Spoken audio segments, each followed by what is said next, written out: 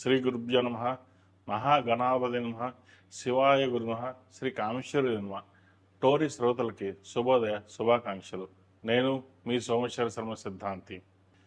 మేషం నుండి మీనం వరకు ఉన్నటువంటి రాశి ఫలితాలు నా పరిజ్ఞానం సహకరించే మేరకు ఈ వారం రాశి ఫలితాలను తెలియజేస్తాను.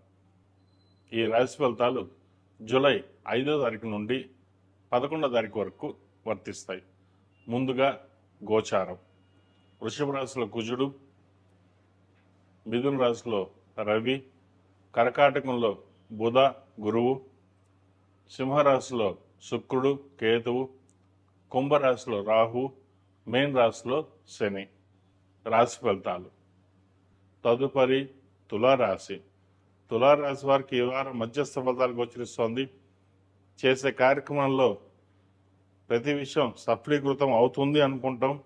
ఒక పని ముందుకు వెళ్ళింది, పని అయిపోయింది అనుకుంటాం, కానీ వెనక్కి వెళ్తుంది.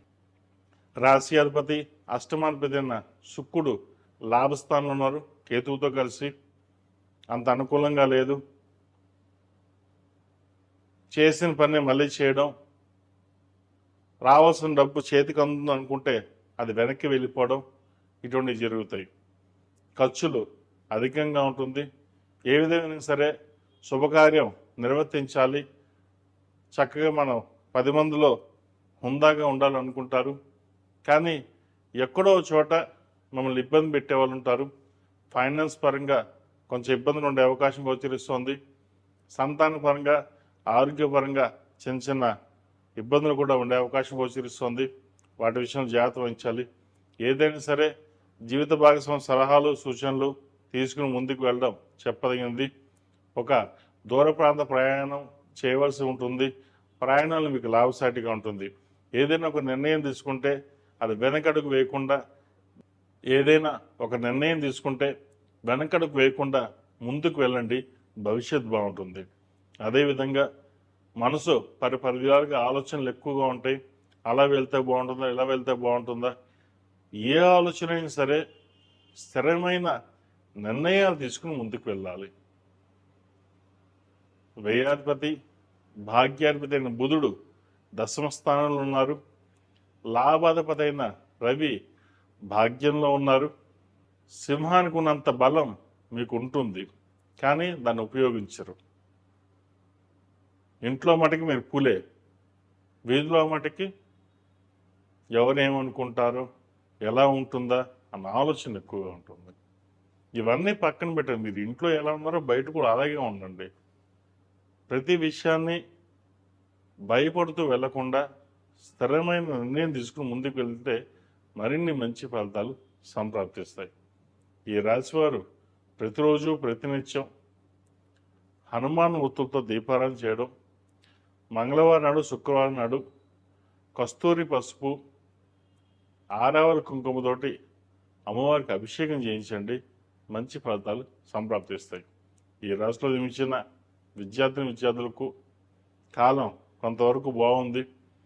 విద్య మీద ఎక్కువ శ్రద్ధ పెట్టడం, ఇతర నావిగేషన్స్కి, సోషల్ మీడియాకి సాధ్యమంతకు దూరంగా ఉండడం, ఫోన్లకు దూరంగా ఉండడం. ఫోనే కదా, మొబైలే కదా, మనం చూస్తే ఏముంటుంది అని అనుకుంటారు. దానివల్ల మీ టైంని ఎంత వృధా చేసుకుంటున్నారో మీకు తెలియకుండా పోతుంది. సాధ్యమైనంత వరకు చదువు మీద కాన్సన్ట్రేషన్ పెట్టుకుంటే భవిష్యత్తు బాగుంటుంది. ఏదైనా సరే మనం ఒక స్థాయిని సంపాదించుకోవాలి అనుకుంటారు, కానీ ఎవరో ఏదో చెప్పడం, దాన్ని డైవర్ట్ అవ్వడం, ఇటువంటివి జరుగుతుంటాయి. వాటి విషయం జాగ్రత్త వహించండి.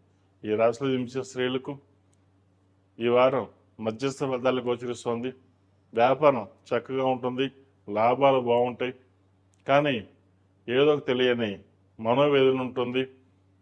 అప్పులు ఎలా తీర్చాలి, డబ్బులు వచ్చిన దానికే సరిపోతుంది, కొత్త వ్యాపారం ఎలా ప్రారంభిస్తే బాగుంటుంది, అది నూతనంగా భాగస్వామి వ్యాపారం చేయాలా లేదా సొంతంగా చేసుకుంటే బాగుంటుందా, ఈ పరిపరి ఆలోచన ఉంటుంది. సొంతంగా వ్యాపారం చేసుకోవడం ఉత్తమమైంది. అయితే ప్రస్తుత కాలంలో మనకి ఉన్న వ్యాపారాన్ని రన్ చేసుకోవడం చెప్పదగినది. ఎక్కువ ఇన్వెస్ట్మెంట్ లేకుండా తక్కువ ఇన్వెస్ట్మెంట్ తోటి ముందుకు వెళ్ళండి, మంచి లాభాలు పొందగలుగుతారు. ఈ రాశిలో జన్మించిన వారికి వివాహం సంబంధించిన విషయ వివరాలు చక్కగా ఉన్నాయి. మంచి సంబంధం కుదురుతుంది. అయితే ఈ సంబంధం చేసుకోవాలా వద్దా ఈ ఆలోచనలు ఎక్కువగా ఉంటాయి. ఏదైనా సరే జాతక పరిశీలన చేసుకుని ముందుకు వెళ్ళండి. మంచి ఫలితాలు సంప్రాప్తిస్తాయి. ఈ రాశిలో జన్మించిన వారికి కలిసి వచ్చే సంఖ్య 7, కలిసి వచ్చే రంగు డార్క్ బ్లూ.